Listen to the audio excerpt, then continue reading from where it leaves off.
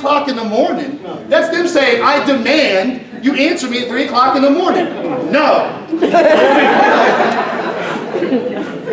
I'm not a bad person. I'm not a bad leader. When I wake up at 5, which I do, I will respond to that stuff. But you're going to see, my day does not start with emails, does not start with text. It starts with me time to set the tone so that I can be the best leader I can be. Because if I start my day with nothing but problems, it sets the tone of anxiety for the rest of the day. So guys, please understand your technology is there to work for you.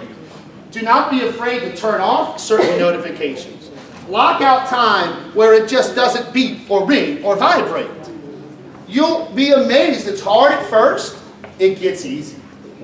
It gets very easy.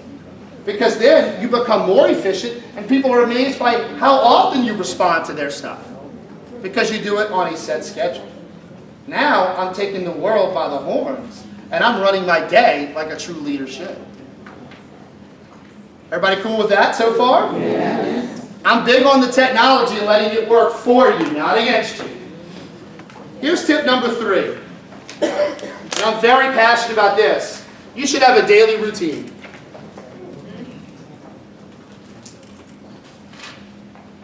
And preferably what I mean is how you start your day.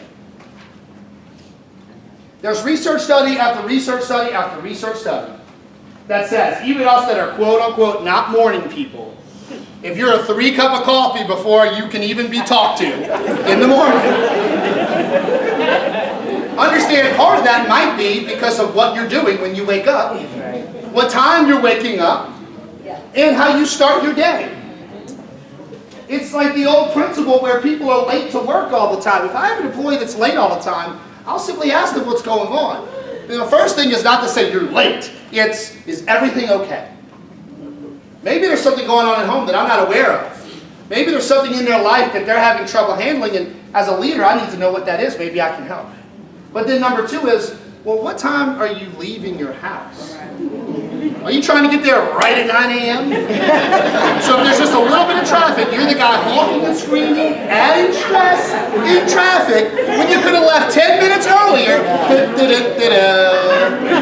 No worries at all. Human beings are strange creatures, aren't we? So what I'd like you guys to do is establish a routine. I prefer it in the morning where you start your day with time for you to get your mind right. And what I would strongly suggest is that you actually do a few different things. Now what you actually do can vary. But I do have some suggestions, because if you start your day with simple things like quiet time, time to pray, time to reflect, right? Time to meditate. Boy, it really helps set your mind at ease. Because your mind has a way of organizing everything for you and saying, removing the stress. If you wake up, throw on shoes, and you're out the door instantly, you are stressed out already. Well, why don't you just wake up a little bit earlier? The one thing I will tell you, if you want to have some guts, when you look around the room, what you're going to say about your neighbor internally is, yeah, but they don't understand. I've got all this stuff that I have to do. So I can't wake up earlier, or I got to do this with my kids, or I got to do that, or, you know, this, that, and the other. Guys, that's why you've got to understand what's important. And then if you wake up before all of that starts, you have time in your day just for you where nobody can interrupt you. You start before everybody else. And then you get your most difficult, most important, most pressing task done first thing. Because your mind is best and it's freshest in the morning. Yeah. So if you start with your most important thing and you knock that out, now you set the tone for the day, and the rest of the day is mine to serve everybody else. So for me, if I have to write, let's just say, a speech like this, and I'm finally finished, it won't happen in an hour. So when I'm finally finished, now I know I can spend the rest of the day managing the employees, helping the instructors, answering student questions, being all over serving everybody else, because I just got out of bed a little bit earlier and started my day with what was most important. How hard is it for some of us to wake up early? You hear this all the time, and just not a morning person, because you don't want to be.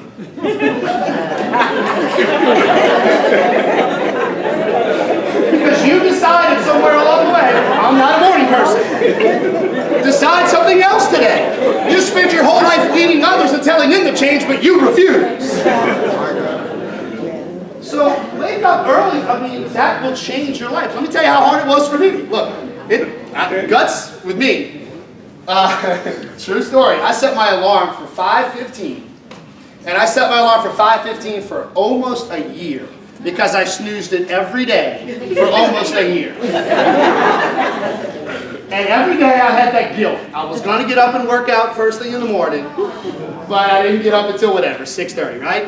And then one day, I finally just, boom, fell out of bed, put on my gym clothes, went to the gym. And then it got a little easier, and a little easier, and a little easier. Now, if I don't get up early, and I start my day with exercise, which relieves all of the stress and gets my body right, well then I don't feel right for the rest of the day. Started today, first thing I did was get up and exercise.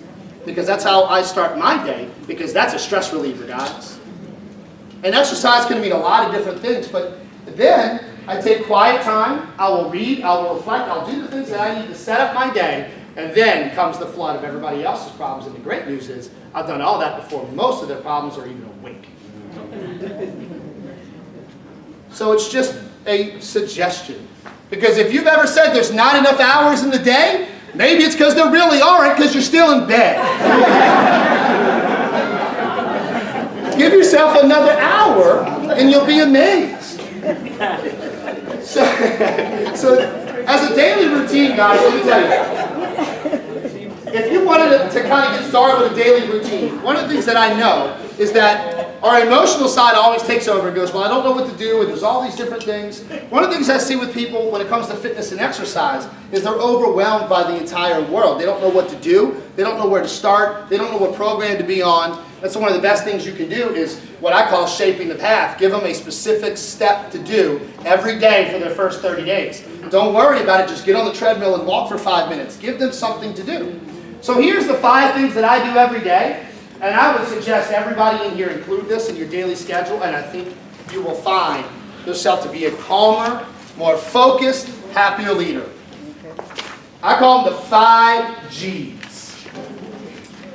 The 5 G's. And they're not necessarily in any particular order. But let me start with the first G, which is gratitude. Every day, the first thing I do is express gratitude for something. That the Lord gave me another day where I may be able to change somebody's life. It sounds a little hokey, but guys, it's real. Or just thank you that I'm still here. Thank you that I had such a wonderful day yesterday. Thank you that my puppy is alive and happy and well. Just be thankful. It sets the tone. Where you're not focused on the negative, you're focused immediately on the positive. Gratitude is the first G. The second is growth. You should grow as a person in some way every day. So how do you grow as a person? You pray, you read, you reflect, and you try to improve. Because for very few of us that actually consider ourselves perfect, we all have room for improvement. And when you improve as a person, you feel better. And so for me, a lot of that is reading. You know, the average American reads 1 book a year, if they're lucky. And it's actually a magazine. I'm serious. Now I'm talking to leaders. You guys are different, but I'm talking globally here. If you were looking at the average, they don't read anymore. So when I started the G's, I said I'm going to read a book every month.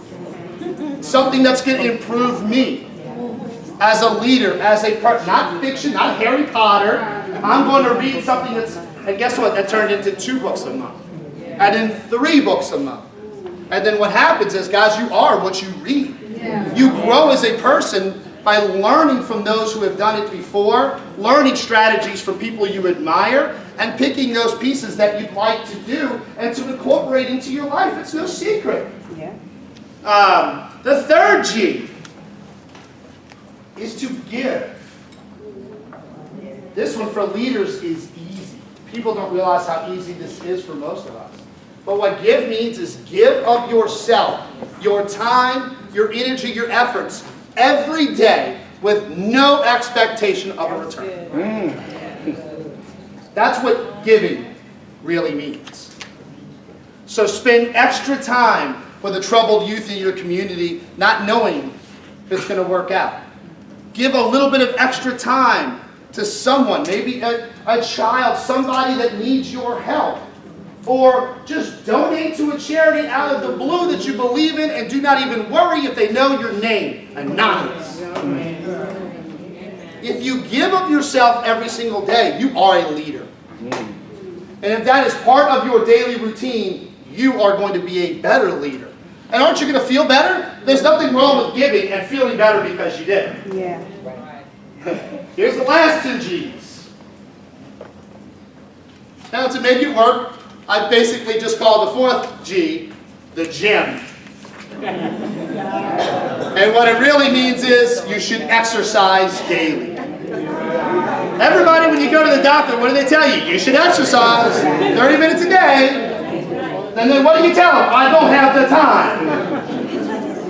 So what are we going to do? We're going to block that out. It's going to become part of our daily routine. So I get up earlier, and that's out of the way before most people have even woken up. Look, it's this funny thing. We have the morning gym crew. And it's hilarious because all of us come in with bedhead, right? Looking rough, you know, just woke up 5 a.m. Well, it's the same folks, day after day. And look, we notice when somebody's not there, and we'll check on them. You all right? A little motivation? You know, what happened today? So whether it's just taking a run outside, taking a walk with your child or your dog, do something that gets your blood flowing and relieving stress every day. And then the 5th G, I already preluded to it. Get up earlier. Because guys, all of this that I just described can take 15 minutes. It can take 30 minutes. To take time to reflect, to take time to read, all of these various things. If you do these and you have a daily routine, you start every day the same way. Routine helps bring calm and focus into your daily tasks. So those are just suggestions from me, but whatever routine you want. You can use just some of the G's, you can use your own system, but if you have a routine, then you start every day with some time for yourself. You're going to be a better leader. You're going to be more comfortable, you're going to be stress-free, and you're going to be happier. Okay? So those are my top 3 tips. So what I'd like to do here, in the interest of time, because I'm going to manage your time, is I'm going to leave you with an important principle about time and time management that's most important, and that is the principle of change. At the end of the day, for all of you that raised your hand earlier and said, I don't have enough time, or yeah, I said that, or I do feel that way, then it means something small may have to change. And so let's talk about change really quickly. And the way I'd like to share the difficulty of change with you is through a research study. This is a true study. Let me show you what they did. In this research study, there was a group of people that were brought into a movie theater. And what the illusion of the study is that they wanted these participants to give honest feedback on the concessions at the movie theater. So they gave everybody free popcorn. Everybody loves free. So it's free? Yeah, I'll do your study. Free movie, free popcorn. And then what they did was totally random. Half the participants, they gave like a big bucket. And half of them they gave this bucket. No system to it, just random. Now here's the genius of the study. They engineered the popcorn to be as awful as possible on purpose. The purpose of the study, I mean, it was the worst popcorn you've ever eaten, like it squeaked in your teeth. They engineered it to be awful on purpose. So the movie goes on, it's over, everybody comes out, and they weighed everybody's popcorn buckets to see how much of this wretched popcorn did these participants eat. And what they discovered was, number one, it was amazing. Because it was provided to them, because they were under the illusion of, this is free popcorn, we want you to, they all ate about half their bucket. So can you imagine, they're just like, yeah, it was free. believe it. And what the studiers did was they weighed the buckets to see who ate the most. Who do you think ate the most popcorn? Biggest bucket. So wait a minute. There's no difference between the people. There's no difference in the popcorn. But the people with the bigger bucket ate more popcorn. Wow. Because if there's a bigger bucket and I'm only going to eat half, but if it's a bigger bucket, half of a bigger bucket's a lot more popcorn. What it is the situation. And what you need to understand is to effect real change, you've got to sometimes change the situation. So if you've been doing one thing, one way, your whole life and it's not working, change it. Work in a different place where you have less distractions. Wake up at a different hour that's different from what you've been doing for the past 5 years. The situation many times is the problem, not the individual. Because human beings, when you study psychology, really have two distinct sides to their personality. We're all very much the same. And here's the analogy I'll use in close to understand change, so that you can understand yourself. Our personality is divided into two sides, our rational side and our emotional side. Which side do you think really drives the bus? The emotional side. So here's the analogy. Your emotional side is like an elephant, like a circus elephant. And your rational side is like a rider on top of the elephant trying to direct the elephant where to go. So who's always ultimately going to win? If they want to win, it's going to be the elephant. Because if that elephant wants to go, that rider cannot stop it. Which means your emotional side will always drive your ultimate decisions. So waking up earlier, it's hard because you don't feel like it. The rider is me that was upset with myself every day when I snoozed that alarm. My emotional side, upset. But then I would try again and again and again.